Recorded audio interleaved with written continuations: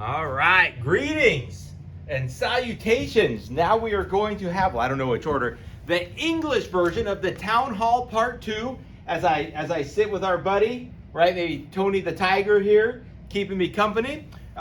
Here is the next round of questions for the Town Hall that people have emailed in and sent in. Mine is the English version and Mrs. White did the Spanish version. Again, I don't know which one, but it'll be labeled when you see this. All right, question 1. If parents want to keep students in distance learning, will it be the same schedule they currently have?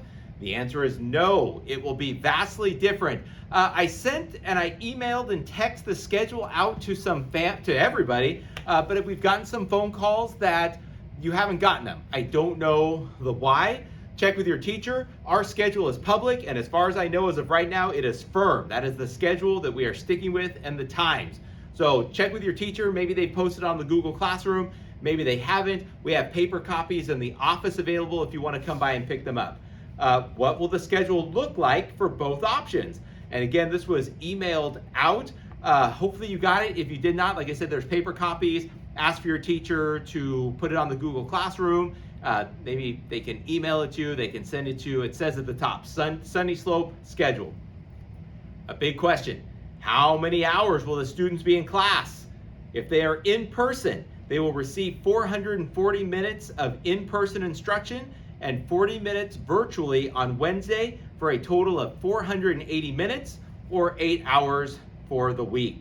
If they are virtual, they will have 4 hours and 40 minutes per week, 1 hour on Monday, Tuesday, Thursday, and Friday, and 40 minutes on Wednesday for a total of 4 hours and 40 minutes. A great question, how will RSP be scheduled? This will vary by each RSP teacher. They will be reaching out soon to share their schedule. I just saw Ms. Paz's schedule this morning, so she should be getting a hold of everybody. And I know that Ms. Wadahara and Ms. Sutton are working on their schedule as well, and that should be released soon. The goal is not to interfere with teacher time, to not take away from the time that they're with the teachers, whether it is distance learning time or in-person instruction time. Will in-person students and distance learning students have the same curriculum? I can tell you that it's going to be as close as possible, but it's not going to be an exact match. When you have 60 minutes through a computer versus 110 minutes, right? An hour and 50 minutes in person, it's not going to be the same. The teachers will do their best to come as close as possible, but I just don't see how that is going to be possible. This is the one. How many hours will distance learning students be required to log in? For all 4 hours and 40 minutes that they have each week. Let's see. So somebody asked 40 minutes of virtual learning. Well, does that mean the students will be doing mainly packet work? It's going to be 60 minutes, but it will be a mix of packet work and online learning programs such as IXL, Zern, AR, Footsteps of Brilliance, and then direct time with the teacher. It's going to be quick, it's going to be fast-paced, and it's going to require dedication and independent work in working offline, away from the teacher. Will they get to interact with other students on only Wednesdays? This question, I'm assuming, was for the distance learning students. Well, distance learning students will be similar of what they're doing now in terms of interacting with other classmates that are on the rectangles on the computer screen. And then the students that are in person will be interacting with their classmates in the classroom. Will Wednesdays still be the minimum day? Wednesdays are now even more different than they already were in terms of the shortened day. Wednesdays will consist of 40 minutes of check-in time with the teacher, and then the rest of the day will be for teachers to plan and prepare lessons. So it's an extreme minimum day in terms of it's only 40 minutes with the teacher. Will this, if my child receives speech services, I'm ad-libbing on the question, will this change his schedule?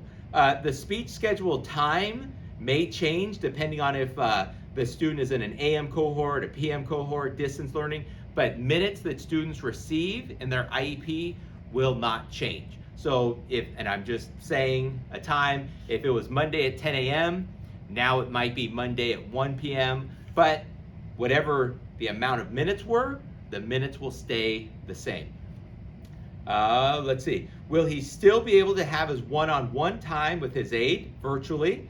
That is currently the plan, yes, and that should not change. That the time for the one-on-one with the aide, the paraprofessional, should stay intact. Let's see. Here's a question that I'm sure a lot of people have asked and people have discussed at home. When my student returns, will he get punished for putting his mask down? So while on campus, in the classroom, while walking through the campus, masks must be worn over the nose and mouth at all times on campus. Right now I'm in this room with just my buddy the tired. When you're saying, well, you don't have your mask on, Mr. Rivas, I'm alone.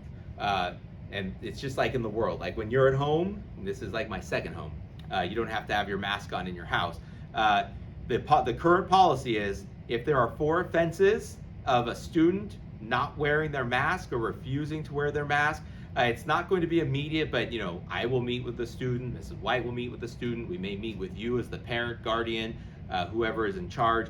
And if the behavior does continue after 4 offenses, 4 times, the student will be moved back to distance learning. And this is purely for the safety of other students and staff and the law that we're working under. Let's see, another question I have is whether kids that have allergies will be sent home if they don't have a temperature, but they have a runny nose and are sneezing.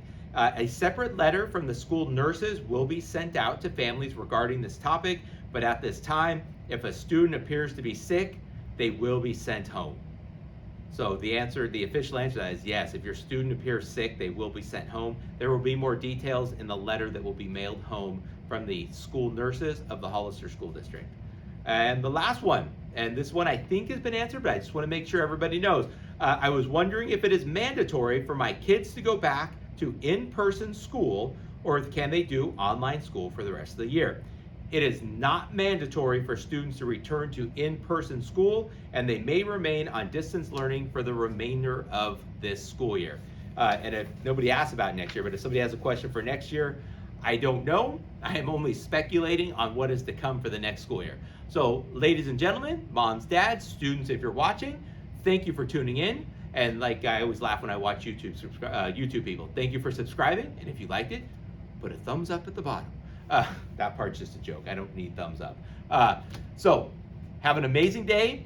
If you're watching this before the break, have an amazing weekend. Thank you very much for watching. I hope this helped. I hope this was informative. And if you have more questions, please email them in, and we will have a part 3, a part 4, a part 5 if necessary, and we will just continue. Have a great day. Great weekend. Great vacation.